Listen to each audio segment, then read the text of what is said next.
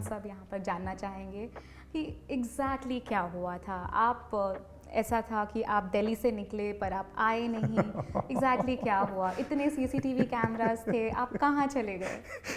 इसमें तो मैं एक चीज़ बोल देता हूँ, असित भाई मुझे बोलते हैं यार तू मुझे फ़ोन कर देता मैं भी तेरे साथ चल लेता। मैं क्या क्यों भाई। मुद्दा क्या है बेसिकली, अब इसको मैं उसमें सीरियसनेस में बोलूँ, बात करूँ, जोक्स अपार्ट, तो बेसिकली क्या होता है, एक लाइफ में टाइम आता है आपका पूरा दुनिया के साथ सबके साथ मतलब ना एक वो हो जाता है, क्योंकि कुछ चीज़ें लगातार आपके साथ ऐसी हो रही होती हैं। तो मेरे साथ भी कुछ ऐसा ही हो रहा था, और अब मैं मतलब वो चीज़ें शेयर नहीं करना चाहता क्योंकि मेरे बहुत करीबी हैं, उनके थ्रू हैं चीज़ें, तो उसमें मैं मतलब मुझे हर्ट हो रही थी बहुत सारी चीज़ें। एक तो ऐसा हो रहा था, दूसरा ये था कि मैंने 4 साल से काम करने की कोशिश की तो मेरे काम सक्सेसफुल नहीं हो रहे थे, तो फेलियर पे फेलियर हुए जा रहे थे। तो इसका मतलब वो चीज़ें मैं सहन कर रहा था 4 साल से, तो वो तो मैंने पहले भी देखा था, उसका नहीं होता। लेकिन क्या इस बार मैंने थोड़ा सा कुछ ऐसी चीज़ हुई जो मुझे दिल को बहुत हर्ट की, तो वो मुझे बहुत ज़्यादा होता गया, रोज़ का रोज़ तो बहुत ज़्यादा हो गया। तो मुझे लगा यार मतलब एक अलग ही फीलिंग आ रही थी। तो उसमें दूसरी चीज़ मैं ये कहना चाहूँगा सबको कि भाई कुछ भी हो जाए, कितना ही प्रॉब्लम आ जाए, कितना भी बड़ा चैलेंज हो, सुसाइड दोस्तों कभी मत करना, ना इसके बारे में सोचना। और इसमें मतलब मैं ये मानता हूँ कि कहीं ना कहीं मेरी भी कुछ गलतियाँ हो गई कि मैंने फाइनेंशियल डिसीजन सही नहीं लिए। तो वो डिसीजंस मेरे सही होते तो काफ़ी चीज़ें सही रहती, लेकिन ये है कि वो गिर के जो संभल जाए वही है। तो रब तो सबको प्यार करता है, क्योंकि मेरे में भी अभी ट्रांसफॉर्मेशंस चल रही हैं बहुत सी। मैंने 25 दिन में ज़िंदगी देखी है। लोगों को लगता है कि मैं मतलब स्पिरिचुअल जर्नी पे चला गया, लोगों को लगा कि मैं मतलब कुछ ने बोला घूमने चला गया, कुछ ने बोला वो पब्लिसिटी स्टंट कर रहा है। अरे पब्लिसिटी स्टंट कर रहा होता तो मैं आप लोगों के पास आता नहीं 4 साल में। तो मुझे पब्लिसिटी स्टंट की क्या ज़रूरत थी? मुझे कोई ज़रूरत नहीं थी, क्योंकि मैं इधर से ही पूरा हो गया था। मैं बस ये हो गया था, कोरोना से चल रहा था एक्चुअली। वो चीज़ें ना धीरे धीरे बढ़ती हैं, तो मेरा कोरोना से ही चल रहा था कि भाई प्रभु अब तेरा तो बहुत हो गया, अभी तेरे साथ जुड़ते हैं। लेकिन वो भी होता है, पैसा कमाना भी ज़रूरी है। बिल्कुल। तो सर आपने ये जो कहा कि बच्चे सुसाइड कमिट करते हैं, आपके मन जहन में वो ख्याल आया था? मेरे जहन में ये पक्का ख्याल है कि कुछ भी हो जाए सुसाइड नहीं करना है। नहीं, उस वक्त जब आप इस दौर से गुजर रहे थे। मतलब क्या होता है, आप गुस्से में कभी कुछ चीज़ें किसी से झगड़ रहे हो तो बोल सकते हैं, वरना अदरवाइज सुसाइड का मेरे दिल में कभी है ही नहीं। सर मैं वही चीज़ पूछूंगी आपसे कि इतने सारे कैमरास को आप धोखा देकर कहाँ से कैसे निकल गए कि FIR दर्ज कराई आपके पेरेंट्स ने। पेरेंट्स काफ़ी परेशान थे, फैंस परेशान थे, हम सब परेशान थे, सारे लोग, आपके फ्रेंड्स, कि आप कहाँ हो, आपका फ़ोन नहीं लग रहा था। पुलिस ने आपके काफ़ी जान पहचान के लोगों से बातचीत की, उनको इंटरोगेट किया।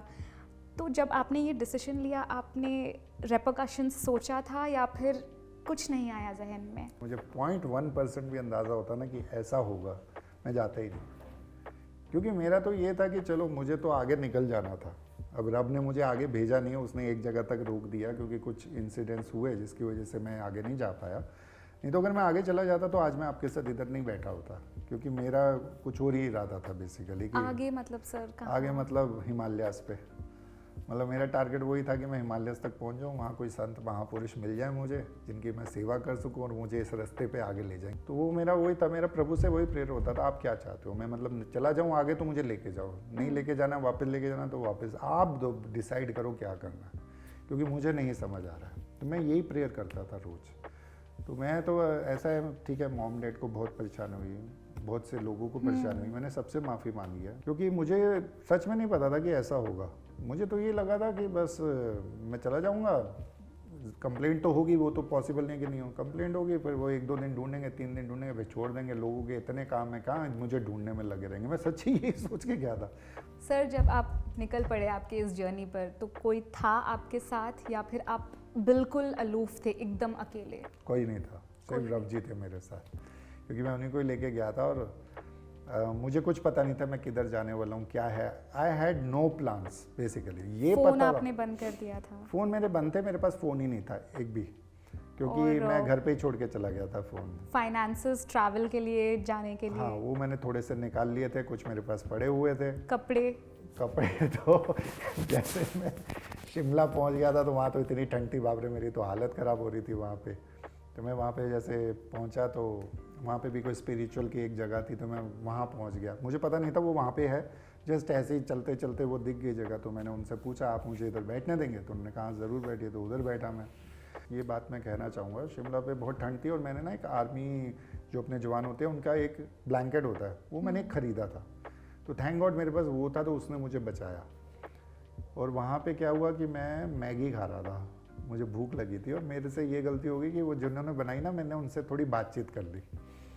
तो उनको थोड़ा डाउट तो हो ही रहा था कि शक्ल लगती है। उसके बाद वो फिर आवाज़ भी वही निकली तो पहचान गए पूरा। तो उसके बाद तो उन्होंने बोला आप वही हो? मैंने कहा नहीं मैं वो नहीं हूँ। मैंने कहा अरे यार। और फिर बाहर मैं फटाफट निकला तो बाहर बस खड़ी हुई थी चंडीगढ़ की, तो मैं चंडीगढ़ की बस में बैठ के वहाँ से निकल गया। अगर ये इंसिडेंस नहीं होता तो मैं आज इधर नहीं बैठा होता, क्योंकि अगले दिन मेरा प्लान था वहाँ से आगे एकदम हिमालयाज़ पर निकल जाना, क्योंकि बस बहुत आगे तक जाती है वहाँ से हिमाचल में। तो मेरा प्लान वही था, लेकिन प्रभु नहीं चाहते थे कि मैं उधर जाऊँ, तो इसलिए वो मुझे वापस लेके आ गए। तो आप चंडीगढ़ में थे? तो वो बस मुझे चंडीगढ़ में बहुत जगह था। मैं रात को रेलवे स्टेशन पे भी सोया हूँ, मैं बस स्टैंड पे सोया हूँ। तो क्योंकि मैं होटल में तो जा नहीं सकता था, पैसे भी वैसे नहीं थे कि आपको पता ही है, और फिर आइडेंटिटी कार्ड देना होता था, मेरे पास कोई आई कार्ड नहीं था बेसिकली। आप बिना आइडेंटिटी कार्ड के घूम रहे थे इतने दिन? बिल्कुल ऐसे घूम रहा था, और साथ में मतलब मैं था तो पब्लिक प्लेसेस में ही। मुझे तो कभी कभी ऐसा फील होता था कि लोग मुझे पहचान रहे हैं, मेरी रील बना रहे हैं, मुझे ऐसा फील होता था। और मैं वो पकड़ा भी एक दो लोगों को, जैसे लुधियाना रेलवे स्टेशन में मुझे आज भी याद है कि मैं बाहर था, टिकट लेने जा रहा था, क्योंकि जनरल की टिकट लेता था वो तो थी नहीं मेरे पास। तो वहाँ पे भी आईडी कार्ड लगता है, तो फ़ोन था नहीं कि ऑनलाइन करोगे आप किसी भी तरीके से। तो मैं जनरल की टिकट लेके जनरल के डब्बे में घूमता था, क्योंकि मुझे नींद पूरी करनी होती थी, क्योंकि सोता किधर। तो कभी रेलवे स्टेशन पर सोया तो ऐसा नहीं वहाँ पे आप सो गए हैं, क्योंकि बहुत भीड़ होती है, बहुत ट्रेनें भी आ रही हैं, बहुत लोग भी आ रहे हैं, बहुत सी चीज़ें होती हैं, तो आपको नींद पूरी नहीं होती है, नींद चाहिए होती थी।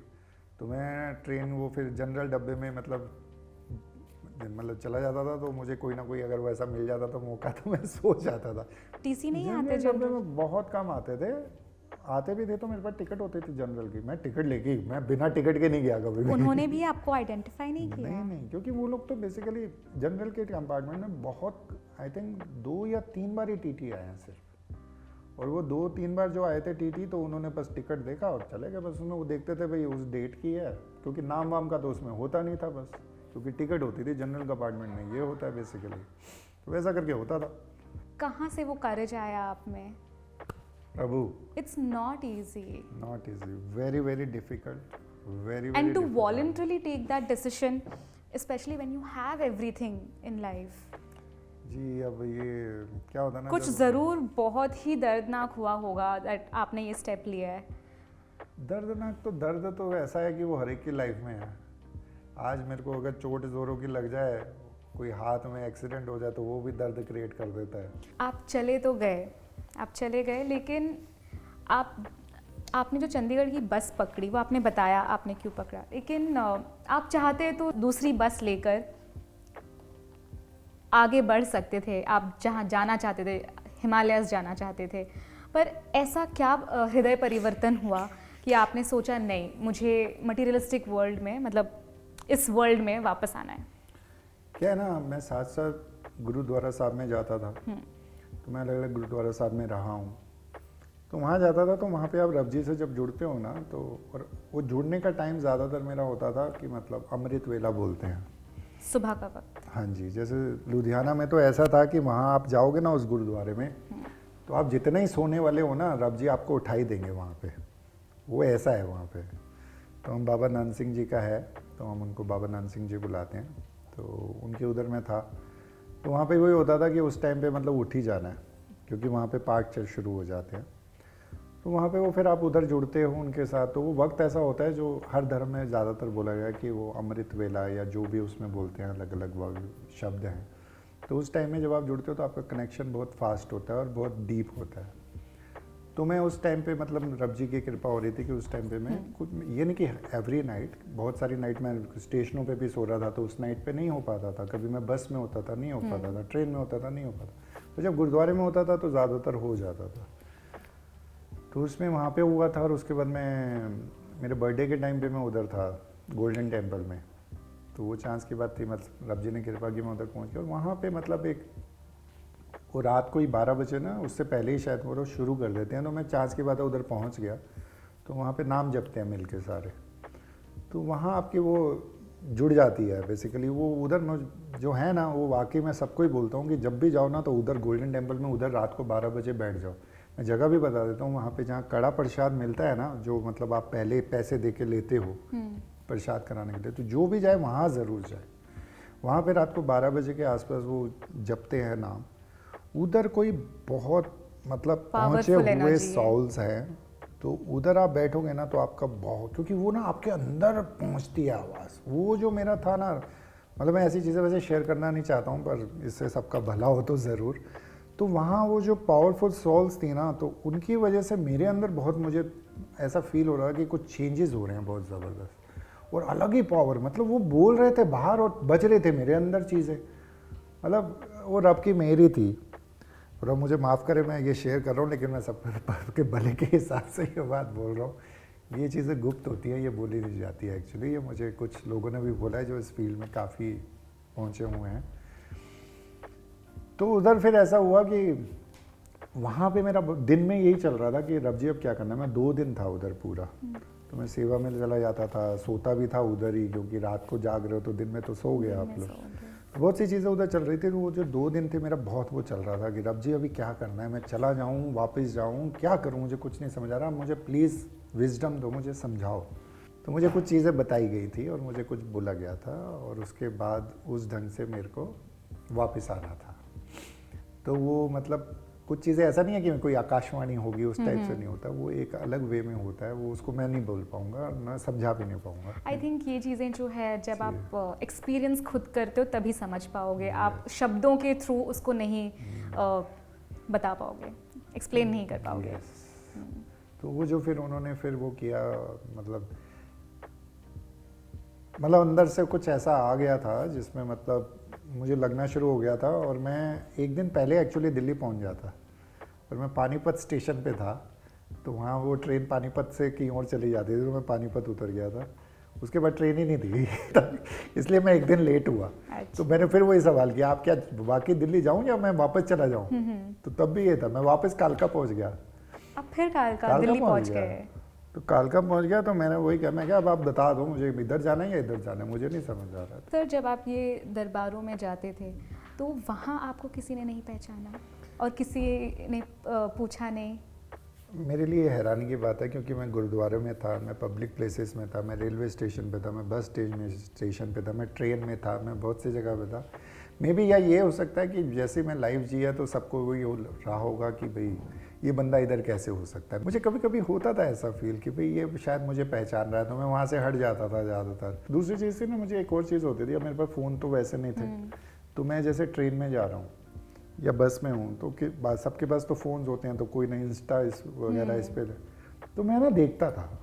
मैंने कहा कुछ तो मेरा आएगा कि मिसिंग है, तो मुझे किसी के भी फ़ोन पे कभी दिखा ही नहीं। तो मुझे ये भी लगा कि मतलब किसी को शायद वही हुआ है जो मैंने सोचा है, जैसा मैंने सोचा था वही हुआ है कि मिसिंग रिपोर्ट हुई होगी, 2-4 दिन सोचा होगा, फिर सब अपने अपने भी बहुत सी चीज़ें चल रही हैं, इलेक्शन का भी टाइम था, करेक्ट। तो मैंने कहा वैसे वो चीज़ें हुई होंगी, तो बस ठीक है। इसलिए क्योंकि मेरे को एक जगह भी अगर ऐसा दिख जाता है, ऐसे हो रहा हो, तो मैं तो शायद उसी समय वापस चला जाता मेरा दिल। पर हो सकता है कि आपके पास एक्सेस ही नहीं था ना फ़ोन का, और दूसरों के फ़ोन में तो ज़्यादा हम ताका-झाकी नहीं कर सकते। वो तो नहीं कर सकते मतलब जैसे मैं बताता हूँ कि वो जनरल के डब्बे में अभी बीच वाला जो होता है ना, एक इधर एंट्री होती है, एक इधर होती है, एक बीच से भी एंट्री होती है।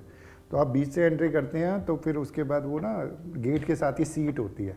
अब वो बंदा ऐसा बैठा देख रहा है, तो आप इधर से खड़े होकर उसको देख सकते हो। अब वो पूरा आगे आगे किए जा रहा है, आगे वो कहता है बढ़ाया जा रहा है, और मैं देखे जा रहा हूँ। मैंने कहा एक तो आएगी कहीं तो दिखूंगा मुझे दिखता ही नहीं था। तो मुझे लगा यार मतलब शायद सच में ये वो जैसा मैंने सोचा है ना, तो वैसा ही है। तो मुझे वही दिख रहा था जैसा मैं सोच के गया था, तो मुझे इसलिए लगा कि शायद कुछ ऐसा, पर वैसा बिल्कुल नहीं था। सारे ही लोग काफ़ी परेशान थे। इसका यही मतलब है कि लोग आपसे बहुत प्यार करते हैं, बहुत ज़्यादा प्यार। तो जब आप यहाँ सारी जगहों पर रह रहे थे, तो what about your clothes? Like would you wash them और would you repeat them? Gayatri के लिए तालियां बजती है। ये इसलिए बस के ये पहले है जिसने मेरे से ये सवाल किया है।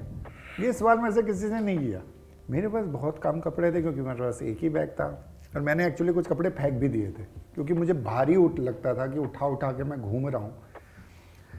तो मेरा ये था कि गुरुद्वारे में जैसे जहाँ मुझे 1-2 दिन नहाने को भी नहीं होता था, कभी कभी मैं जो फ्रेश होने जाता था, मैंने ऐसी ऐसी जगह पॉटियाँ की हैं, मतलब रब किसी को वैसे ना कराए। तो मैंने ऐसे माहौल को जिया, तो जहाँ पे जाना बहुत, मतलब हम नहीं जा सकते इस माहौल में जैसे हम है ना, हम नहीं जाएंगे, लेकिन मैं गया हूँ।